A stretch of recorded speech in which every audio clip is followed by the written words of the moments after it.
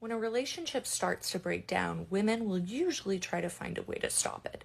So they'll tell their partners that they've had enough and that something needs to change. But that phase can only last so long, because even if they start by communicating their needs, they'll stop if those needs aren't being met or if it starts an argument every time they do. So they just stop talking altogether.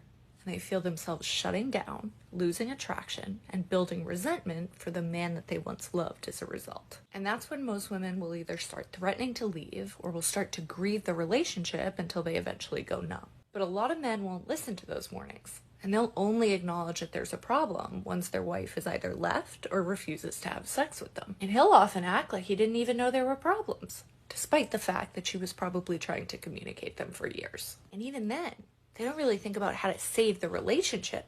They just think about how to make her stay or how to make her want to be intimate again. So they say all the right things and make all the big promises